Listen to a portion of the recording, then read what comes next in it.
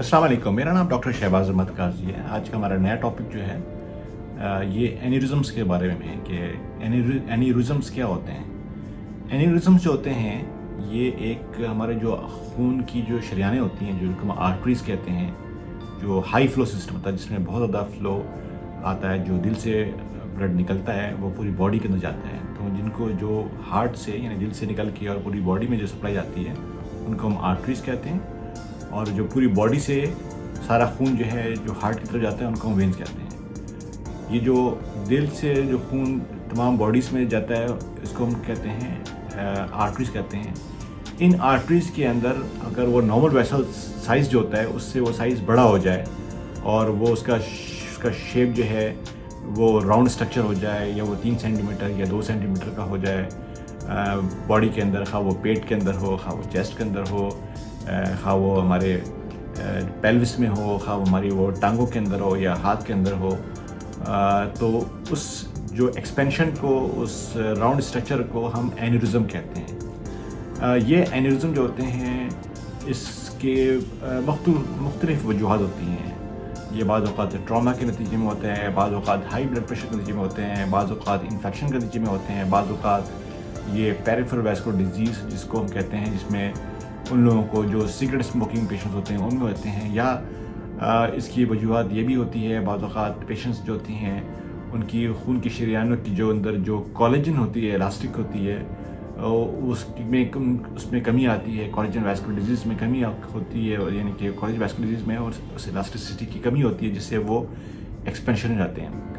ये different shapes के होते हैं, कुछ राउंड स्ट्रक्चर होते हैं कि फ्यूजिफॉर्म होते हैं, पूरी बॉडी के अंदर डिफरेंट टाइप्स होते हैं। इसी तरीके से ब्रेन भी डिफरेंट तरह के होते हैं। हम जो एन्यूरिज्म की बात कर रहे हैं वो बिलो द नेक की बात कर रहे हैं। ये एन्यूरिज्म जो होते हैं इनकी केयर करनी चाहिए, क्योंकि अगर आप इसकी केयर नहीं करेंगे, इसको डायग्नोज के बाद इसकी अगर प्रॉपर मैनेजमेंट नहीं होती तो बहुत सारे ऐसे लोग होते हैं जो इंसिडेंटल वो जो एन्यूरिज्म होते हैं रप्चर्ड होती हैं और पता भी नहीं चलता, उसके बाद पेशेंट जो होता है सडन एक्सपायर हो जाता है, डेथ हो जाती है।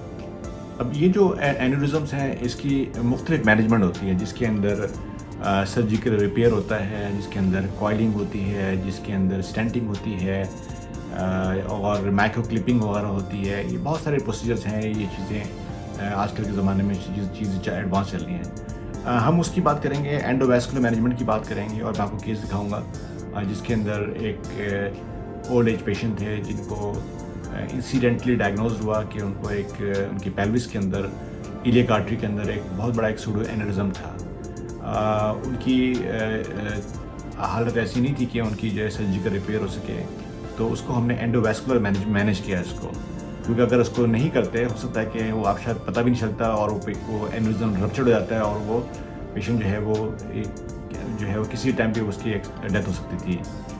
ये केस देखें आप इसके अंदर। अब इस पेशेंट को ये हमने जब उसकी एंजियोग्राफी की तो इसकी एंजियोग्राफी में लेफ्ट साइड के ऊपर ये ह्यूज राउंड स्ट्रक्चर नज़र आ रहा है आपको। ये एक एन्यूरिज्म है। अगर आप इसको देखें तो ये एक नॉर्मल आर्टरी जो है यहाँ से इसकी नेक है, और ये ह्यूज किस्म का स्ट्रक्चर जो है राउंड स्ट्रक्चर, इसको ये फॉल्स एन्यूरिज्म है जो इसको यहाँ पे डेवलप हुआ है, और ये थ्रेटन करेगा। ये अगर इसको हम छोड़ेंगे तो ये जो है किसी टाइम पे रप्चर कर सकता है। इसकी हमने मैनेजमेंट करनी है। इसको हमने मैनेज करते हैं कि इसके अंदर ये आपको एक बल्ब टाइप का ह्यूज स्ट्रक्चर नज़र आ रहा है। ये एक नॉर्मल स्ट्रक्चर है, इसकी मैनेजमेंट होनी चाहिए हर सूरत के अंदर। पहले स्टेप के ऊपर हमने सबसे पहले जो एक एबनॉर्मल ब्रांच थी, जो नॉर्मल ब्रांच थी, जो आर्टरी थी, इंटरनल आर्टरी, उसको हमने कॉइल किया ताकि वो उसका फ्लो जो है यहाँ ना जाए।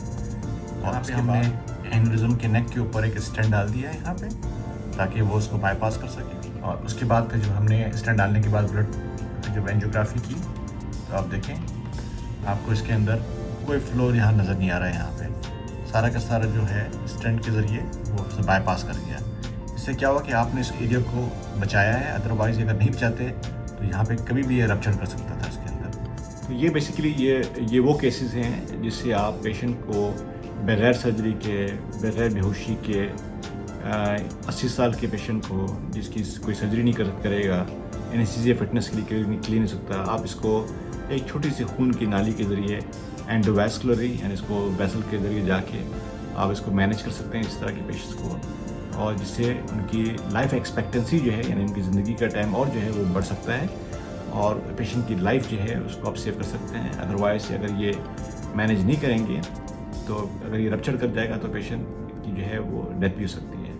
तो अगर आप हमसे एनेरिज्म्स के बारे में बात करना चाहते हैं जो बॉडी के अंदर होती हैं मुख्तलिफ वजूहात के नतीजे में, जिसकी एंडोवैस्कुलर मैनेजमेंट हो सकती है, उसकी कॉर्डिंग हो सकती है, जिसकी स्टेंटिंग हो सकती है, मुख्तलिफ एरियाज़ के अंदर होते हैं ये एनेरिज्म्स, उनको मैनेज करते हैं। अगर आप चाहते हैं तो हमारे सोशल वेबसाइट्स के ऊपर हमसे रब्ता कर सकते हैं। शुक्रिया।